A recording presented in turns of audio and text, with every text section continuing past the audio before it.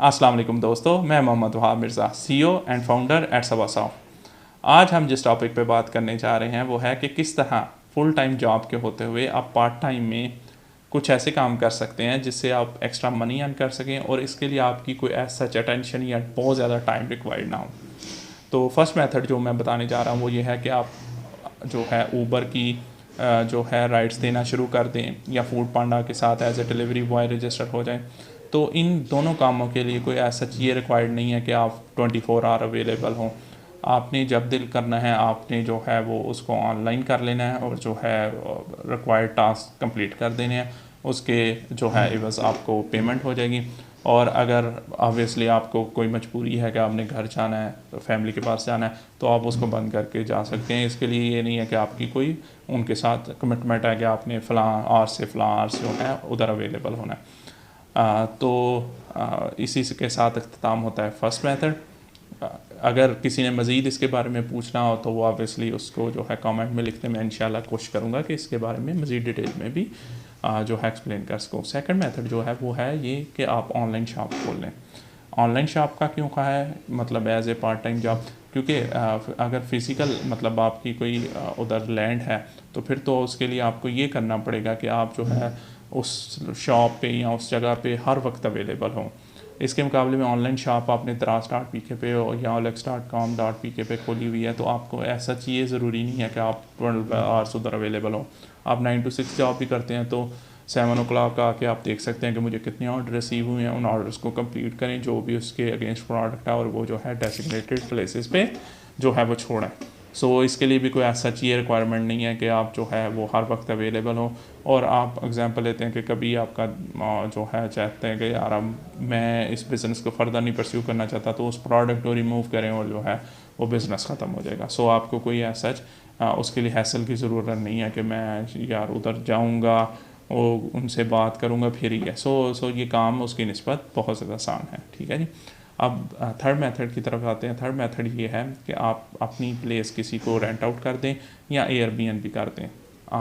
इधर एयरबीएनबी क्या है, एयरबीएनबी ये होता है कि आप जो है अपनी प्लेस को 1 या 2 दिन के लिए या मतलब depending upon the users choice जो है हो सकता है आप 1 महीने के लिए भी जो है उसको रेंट आउट कर दें। तो इसमें क्या होता है कि आप अपनी जो है प्लेस की पिक्चर्स वगैरह लेके airbnb.com पे प्लेस कर देते हैं। उधर मतलब फॉरेनर्स भी होते हैं, हो सकता है लोकल्स ही पाकिस्तान हो, वो जो है वो देखते हैं आपकी जो है लोकेशन देखते हैं, उसके अलावा प्लेस देखते हैं और वो ऑब्वियसली उसको जो है रेंट आउट कर लेते हैं for specific number of days, वो जो भी उनका दिल करे उस हिसाब से। ठीक है जी। तो इसमें थोड़ी ट्रिक ये होती है कि आप कोशिश करें कि बहुत ज़्यादा दिनों के लिए ना करें, क्योंकि उसमें हो सकता है आपको किराया कम मिले। तो 1 दिन के लिए या 2 दिन के लिए या 3 दिन के लिए लो करें, उसके बाद अगर आपने रहना तो मज़ीद फिर उस कॉन्ट्रैक्ट को फर्दर परस्यू करें। ठीक है जी। इसके दूसरा इसी से रिलेटेड अब यह है कि आप जो है रेंट आउट कर दें उस प्लेस को और जो है वो पर मंथ आप उससे रेंट आउट कमाएं। और ऑब्वियसली इसके लिए भी कोई ऐसा ये नहीं है कि आपने फ़िज़िकली उधर अवेलेबल होना, आपने एक दफ़ा कॉन्ट्रैक्ट कर लिया ठीक है, उसके बाद पर मंथ आपको जो है वो पैसे आते रहेंगे। अब आते हैं फोर्थ मेथड की तरफ, वो ये है कि अपनी कार जो है रेंट आउट करते हैं। ठीक है जी। इधर ऐसा जो है कोई डिजिटल प्रोसेस नहीं है जैसे एयरबीएनबी का है। कार का प्रोसेस ये है कि आप किसी लोकल डीलर के पास जाएं और उसे कहें कि यार ये मेरी कार है, इसका ये मॉडल है, ये आप देख लें। ठीक है जी। और इसको जो भी यूज़र मतलब रेंट आउट करना चाहता है वो कर ले और उसके बस जितना भी पर डे हो वो हमें पे कर दिए करें और आपकी जो एजेंट फ़ीस बनेगी वो हम आपको पे कर दिए करेंगे। ठीक है जी। तो ऑब्वियसली एजेंट को देने का मकसद ये है कि आपको ये हैसल ना करनी पड़ेगी कि आप देखेंगे यार ये बंदा कोई मतलब ये तो नहीं कि हमारी गाड़ी उठा के ले जाए या कोई भी इस तरह के बड़े मसले होते हैं। वेस्ट में इस तरह का एक डिजिटल कॉन्सेप्ट भी आ गया टूरों के नाम से कि लोग जो है जिस तरह एयरबीएनबी करते हैं इसी तरह टूरू से 1 डे के लिए कार भी रेंट आउट कर देते हैं। लेकिन इधर पाकिस्तान में मोस्ट प्रॉब्ली शायद ये कॉन्सेप्ट मुश्किल से ही आए क्योंकि सिक्योरिटी रीजंस हैं इधर और बड़े मसले हैं। मुश्किल है, लेकिन आप ऑब्वियसली एक एजेंट के ज़रिए ये काम परफॉर्म करवा सकते हैं। ठीक है जी।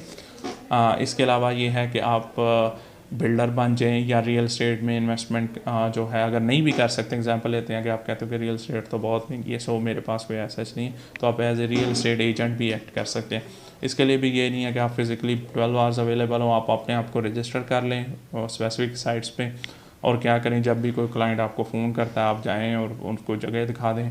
ऑब्वियसली अगर जो है वो प्लेस रेंट आउट हो जाती है या सेल हो जाती है तो आपको उसका 1% या जो भी स्पेसिफिक फ़ीस है आपके रीजन में वो आपको अवेल हो जाएगी। ठीक है जी। इसके बाद जो 6th मेथड है वो ये है कि आप जो है स्टॉक में इन्वेस्टमेंट करें। ठीक है, स्टॉक में भी कर सकते हैं, म्यूचुअल फंड्स में भी कर सकते हैं। इसके बारे में अगर आपने डिटेल में जानना हो तो आप मुझे बता दीजिएगा, मैं इंशाल्लाह इसको कोशिश करूँगा कि जो है मैं इसको डिटेल में भी एक्सप्लेन कर सकूँ।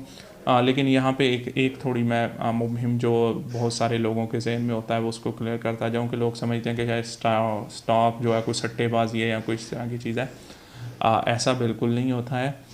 जो स्टॉक होते हैं वो ऐसे ही है कि आप एग्जांपल लेते हैं, जैसे पंजाबी में इधर भाई वाली कहती हैं, तो इसी तरह आप शेयर ले लेते हैं। ठीक है, आपस में जो है वो प्रॉफिट भी शेयर होता है और जो है नुकसान भी शेयर होता है। हाँ, अगर कंपनी जो है वो हलाल काम नहीं कर रही तो वो फिर हलाल नहीं है, लेकिन अगर कंपनी हलाल काम कर रही है और सही काम कर रही है तो उसके स्टॉक्स खरीदना कम अज़ कम मैंने जितना जो पढ़ा है उसमें कोई ऐसा जो उसमें नहीं है, क्योंकि लोग समझते हैं कि शायद ये कोई हराम चीज़ है।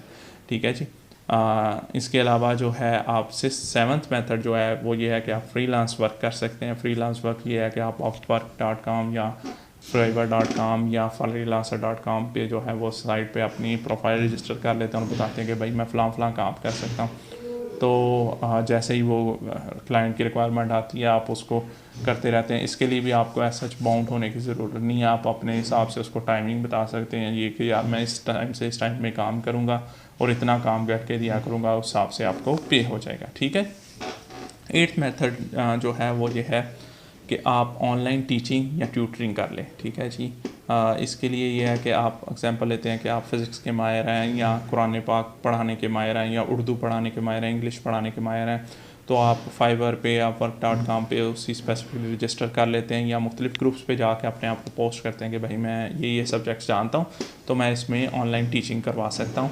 तो अब जो जिस बंदे को भी रिक्वायर्ड होगी वो आपको अप्रोच कर लेगा और आप जो है उधर से अपने बिज़नेस को परस्यू कर सकते हैं। ठीक है जी। इसके अलावा जो 9th मेथड है वो ये है कि आप mobile apps and games create करें। ठीक है जी। मोबाइल ऐप्स एंड गेम्स जो हैं ये है कि आप या वेबसाइट्स क्रिएट करें। ठीक है, वो आप अपने लिए भी कर सकते हैं। एग्जांपल लेते हैं कि आप जैसे मुख्तलिफ़ किस्म की गेम्स हैं, आप यूनिटी को यूज़ करते हुए या किसी भी और जो है कोडिंग प्लेटफॉर्म को यूज़ करते हुए आप अपनी गेम्स क्रिएट कर सकते हैं, फिर उनको गूगल प्ले या आईट्यून्स पे पब्लिश कर दें। अगर यूज़र्स डाउनलोड करते हैं तो आपको रेवेन्यू जो है वो अर्न होना शुरू हो जाएगा। ठीक है जी। तो यहीं पे इख्तिताम होता है हमारे सारे 9 मेथड्स का। इसके अलावा भी कोई अगर आप मज़ीद जो है आप भी बताना चाह रहे हो तो आप कमेंट में लिख सकते हैं। बाकी अगर आपका कोई भी क्वेश्चन हो इन जो है इस टॉपिक के रिगार्डिंग तो आप नीचे कमेंट में लिखें।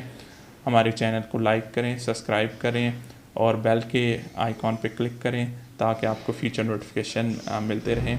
हमारे साथ जुड़े रहने के लिए और इस चैनल पर बार बार आने के लिए वह मोहम्मद फ़ाहिम मिर्ज़ा आपका तहे दिल से शुक्रगुज़ार। अल्लाह हाफ़िज़। पाकिस्तान ज़िंदाबाद।